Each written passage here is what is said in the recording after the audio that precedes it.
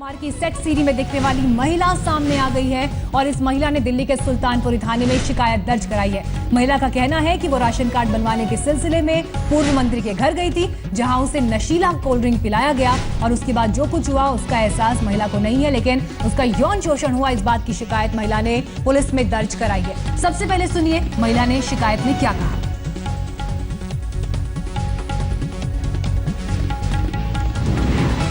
बताएं, आप जब आप उनके पास गई और उसने आपको आपके साथ इस तरह के संबंध बनाने की बात करी तो कैसे करी थी उन्होंने? आप किस तरह तैयार हुई थी? उन्होंने तैयारी ऐसे करी कि पहले तो मेरे को ठंडा पिलाया। अच्छा। फिर ठंडा पीने के बाद थोड़ी देर बैठा, बातचीत करा कि राशन कार्ड बनवा दूंगा, बन जाएगा, तुम टेंशन मत लो, और क्या नाम, मेरे पास आओ, बैठो।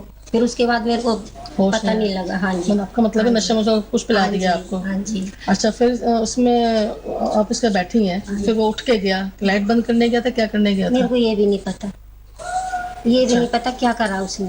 अच्छा। क्या पता ये चालू करा होगा, क्या बोलते हैं, बीड़ी में। अच्छा। हाँ जी। मतलब आपको ये अंदेशा है कि उसने आपको कोल्ड ड्रिंक में कुछ पिला दिया था और पिलाने के बाद कुछ किया? हाँ जी। बताएं, आप जब आप उनके पास गई तो महिला ने यहाँ पर साफ कर दिया कि वो मदद मांगने गई थी, लेकिन वहां पर फिर जो कुछ हुआ वो जबरन उसके साथ हुआ। अब आप यहाँ से इस केस के इम्प्लीकेशन समझिए कि अब इसके बाद ये केस कैसे बदलेगा, क्योंकि अब तक संदीप कुमार के डिफेंस में सबसे बड़ी बात ये कही जा रही थी कि अगर ये मती से हुआ है तो फिर इसे अपराध के दायरे में क्यों लाया जाए। हालांकि इस तरह की सीडी बनाना, ऐसे विजुअल्स को, ऐसी तस्वीरों को अपने मोबाइल फोन में रखना, ये अपने आप में भी अपराध के दायरे में आता है। लेकिन फिर भी संदीप कुमार के लिए पार्टी के कुछ नेता ये कहते हुए डिफेंड कर रहे थे उन्हें कि आपसी सहमति से हुआ है तो ये उनका निजी मसला है, इसे उनके राजनीतिक जीवन से न जोड़ा जाए। लेकिन अब महिला की शिकायत के बाद ये पूरा केस अब अलग रुख लेगा, क्योंकि अब यहां पर ये यौन शोषण का मसला बनेगा। इसमें साथ ही साथ बलात्कार की कोशिश का मामला भी होगा, बलात्कार का भी मामला होगा,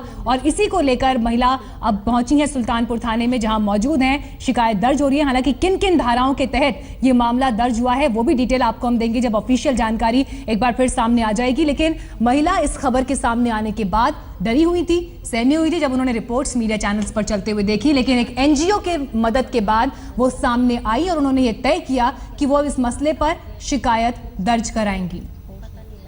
आपका मतलब है नशा में कुछ पिला दिया, मतलब आपको ये अंदेशा है कि उसने आपको कोल्ड ड्रिंक में कुछ पिला दिया। और इस वक्त हमारे संवाददाता रजत सिंह हमारे साथ मौजूद हैं, साथ ही बीजेपी नेता संबित पात्रा हमारे साथ मौजूद हैं। पहले हम रुख करेंगे रजत का, क्योंकि महिला से बात उन्होंने सबसे पहले की। रजत, हम चाहेंगे एक बार फिर आप हमारे दर्शकों को जो अभी जुड़े हैं हमारे साथ, ये पूरी घटना बताएं कि महिला के सामने आने के बाद, उनके बयान के सामने आने के बाद अब क्या क्या आगे लीगल प्रोसीडिंग्स होंगी और शिकायत आगे पहुंचेगी।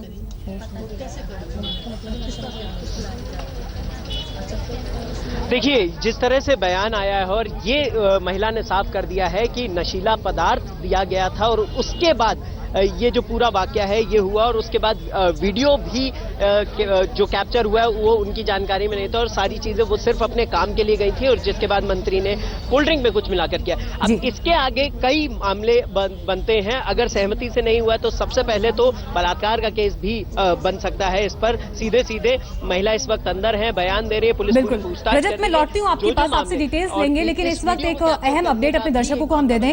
मुख्यमंत्री अरविंद केजरीवाल, जिन्होंने अभी कुछ देर पहले ट्वीट किया और उन्होंने कहा कि अगर ये महिला सामने आ गई है तो ये मामला और ज्यादा गंभीर बनता है। महिला के बयान पर केजरीवाल ने ट्वीट किया है, उन्होंने कहा कि ये मसला और गंभीर हो जाता है, अगर आरोप सही है तो ये मामला बेहद गंभीर है। बीजेपी नेता संबित पात्रा हमारे साथ मौजूद हैं।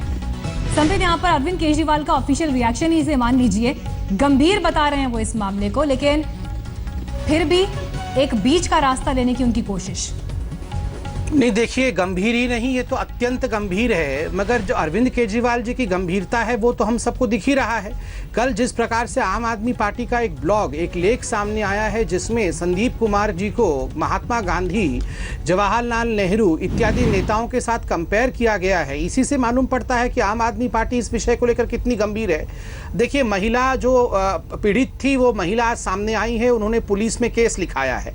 इस और महिला ने खुद कहा है कि कोल्ड ड्रिंक या किसी पेय पदार्थ में उन्हें कुछ मिला के दे दिया गया, जिसके बाद वो होश में नहीं थी और उनका एक्सप्लॉयटेशन हुआ।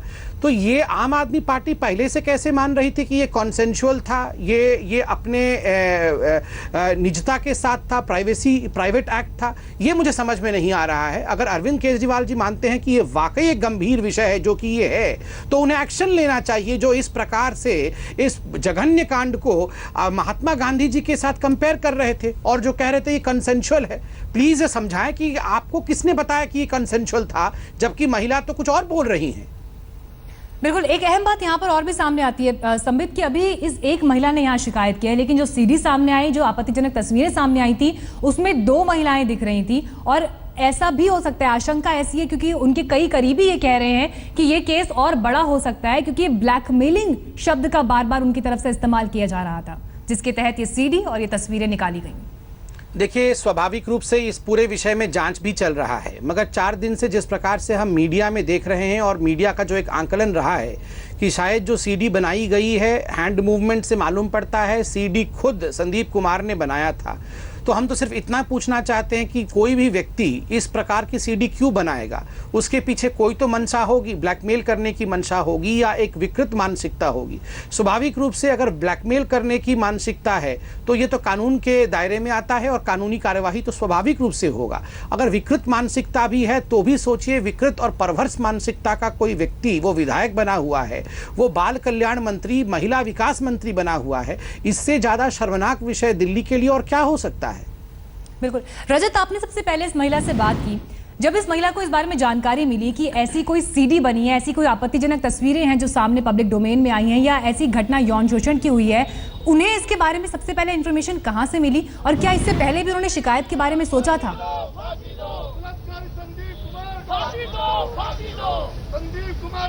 जी देखिए, उनका साफ तौर पर यह कहना था, जब हमने पूछा कि क्या आपको पहले से इसका अंदेशा था कि इस तरह की कोई वीडियो आपके साथ बना हुआ है, तो उनका कहना था नहीं। जब न्यूज़ चैनल्स पर यह खबर चली और उसके बाद जब न्यूज़ चैनल्स पर आसपास के लोगों ने पहचान कर उनको ये बात बताई और जब उनको ये पता चला कि इस तरह का कोई वीडियो है जिसमें पहले उन्हें लगा कि उनसे मिलती जुलती महिला है, लेकिन फिर जब वीडियो उन तक पहुंचा तो उनको साफ हो गया कि ये वीडियो में वही है, जिसके बाद पूरा परिवार डरा हुआ था, क्योंकि मंत्री का ओहदा, उनका साफ तौर पर यह कहना था कि मंत्री का ओहदा बहुत बड़ा होता है, इतने बड़े आदमी के खिलाफ शिकायत करने की हिम्मत जुटा पाने की कोशिश वो कर रही थी, लेकिन कोई साथ नहीं था, कोई ऐसा व्यक्ति साथ नहीं था जो उन्हें ये हिम्मत, ये दिलासा दिला सकता कि आपके साथ अगर गलत हुआ है तो हम आपके साथ खड़े, आप शिकायत करिए। बहुत ही गरीब तबके से महिला आती है, वहीं सुल्तानपुरी की वो रहने वाली है और उनका ये कहना था कि अब कोशिश कई बार की, पिछले 3 दिनों से उनके परिवार में भी एक अजीब सा माहौल बन गया था, एक अजीब सी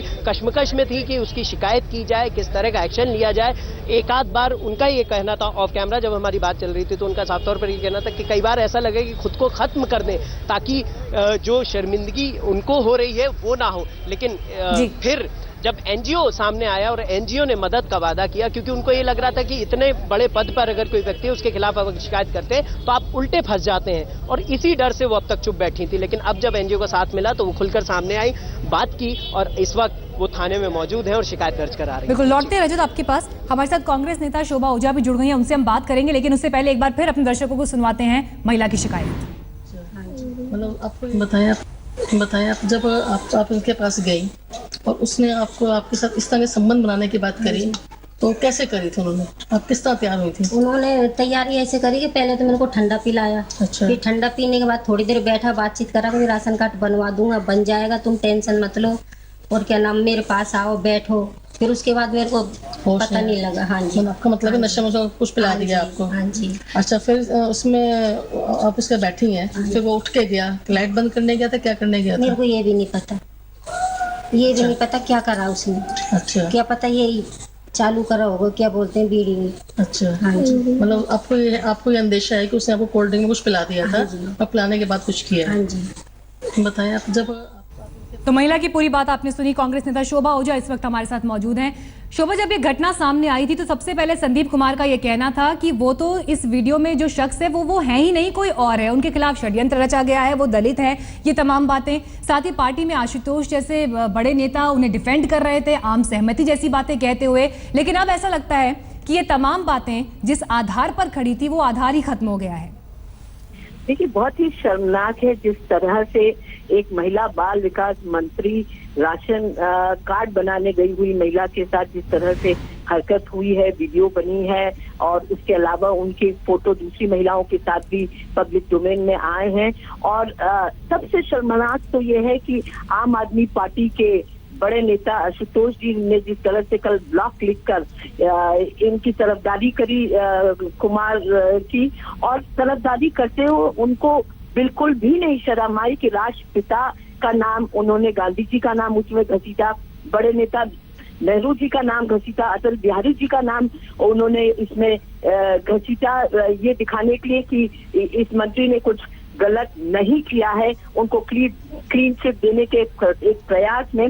और आज किस तरह से पूरा मसला सामने आ गया, किस तरह से महिला साफ तौर पे कह रही है कि वो राशन कार्ड बनाने गई थी और मंत्री ने कुछ उसे नशीला पदार्थ या कुछ पिलाकर उसकी साथ इस तरह की हरकत की है। और इसके अलावा मंत्री के और भी पिक्चर आए हैं जहां वो दूसरी महिलाओं के साथ भी देखे जा रहे हैं। तो ये अपने आप में दिखा रहा है कि आम आदमी पार्टी में किस तरह के एमएलए जनप्रतिनिधि हैं, किस तरह के नेता हैं।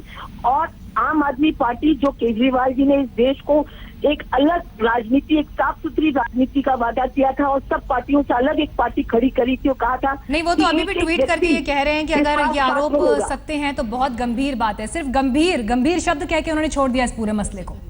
तो इसमें क्या केजरीवाल जी आज जवाब देंगे कि किस तरह के लोगों को उन्होंने अपनी पार्टी में टिकट दिया, स्थान दिया, मंत्री बनाया?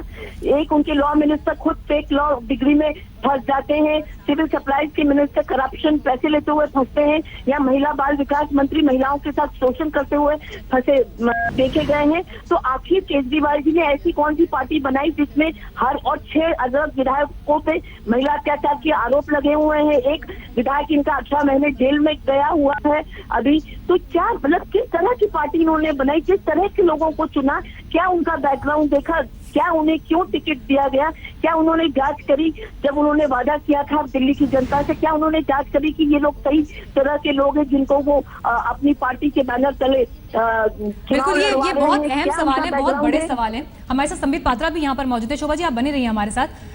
संबित, एक अहम बात यहाँ पर ये सामने आती है, मुख्यमंत्री केजरीवाल वीडियो कॉन्फ्रेंसिंग के जरिए अपने कार्यकर्ताओं के सामने आए और उस दिन उन्होंने ये कहा किसी के माथे पर नहीं लिखा होता कि वो गलत है।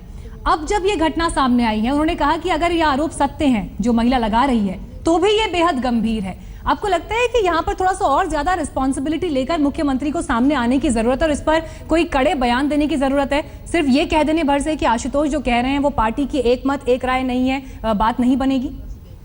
नहीं, आप देखिए, अरविंद केजरीवाल जी कह रहे थे कि हम 3 छलनी रखे हुए हैं, 3 छलनी में से छान कर विधायक चुनते हैं और उसके बाद उनको हम सत्ता में ला रहे हैं। ये पता नहीं छलनी के नीचे वालों को चुन रहे थे या जो छलनी के ऊपर गंदगी रह गई थी उसको लेकर आए थे, ये समझ में नहीं आ रहा है। और ये जो विधायक थे, इनमें से 6 नगीने 6 हीरे जो हैं उनको उन्होंने मंत्री बनाया। अब ये नगीने और हीरे तो ऐसे ही निकल रहे हैं, तो सोचिए बाकी जो पूरी जमावड़ा होगा वो किस प्रकार के लोगों का होगा। जहां तक माथा पढ़ने का सवाल है, अरविंद केजरीवाल जी का कहना कि वो तो माथा नहीं पढ़ सकते हैं किसी का, अरे कमाल है। अरविंद केजरीवाल जी जम्मू कश्मीर से लेकर कन्याकुमारी तक सभी नेताओं का माथा पढ़ ले रहे थे।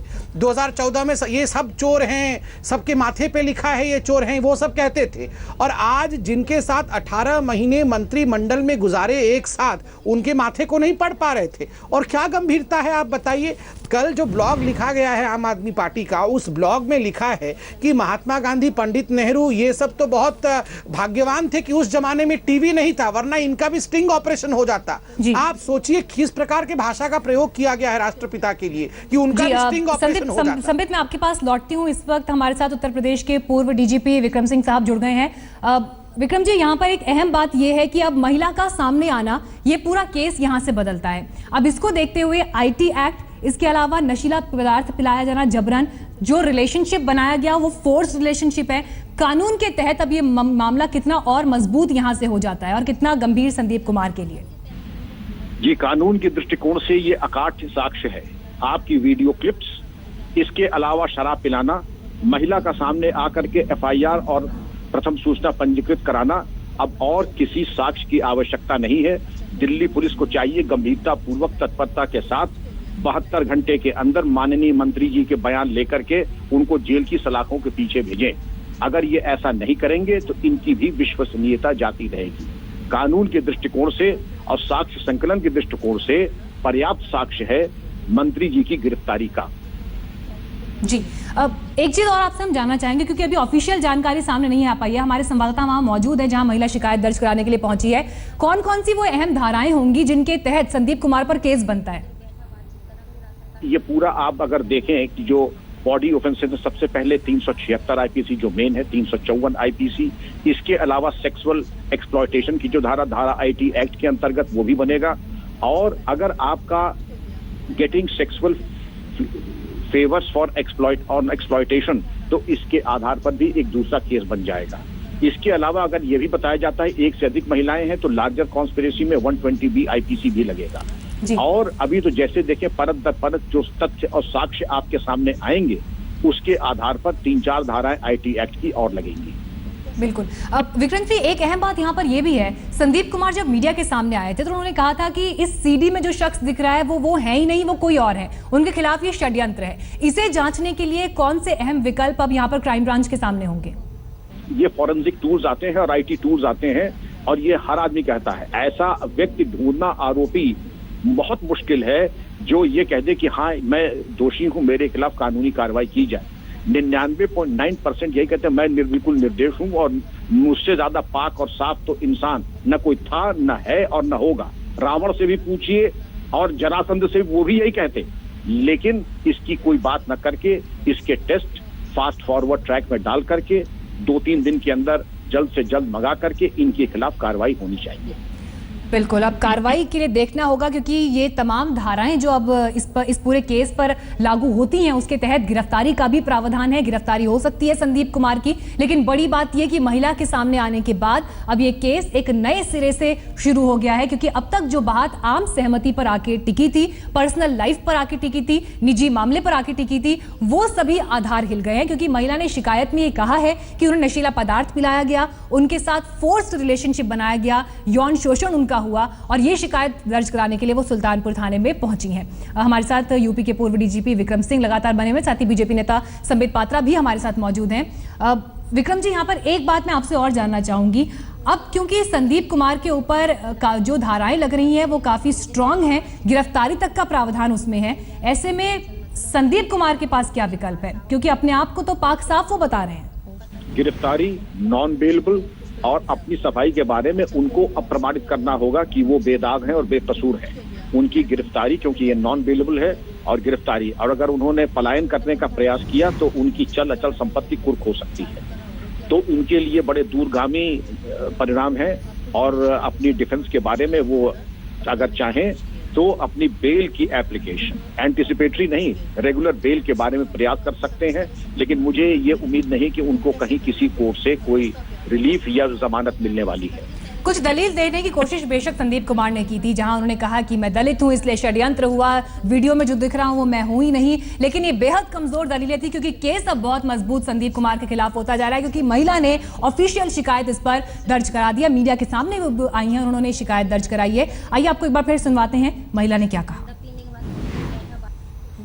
जब आप इनके पास गई और उसने आपके साथ इस तरह के संबंध बनाने की बात करी तो कैसे करी थी उन्होंने? आप किस तरह तैयार हुई थी? उन्होंने तैयारी ऐसे करी कि पहले तो मेरे को ठंडा पिलाया। अच्छा। फिर ठंडा पीने के बाद थोड़ी देर बैठा, बातचीत करा, कोई राशन कार्ड बनवा दूंगा, बन जाएगा, तुम टेंशन मत लो, और क्या नाम, मेरे पास आओ, बैठो।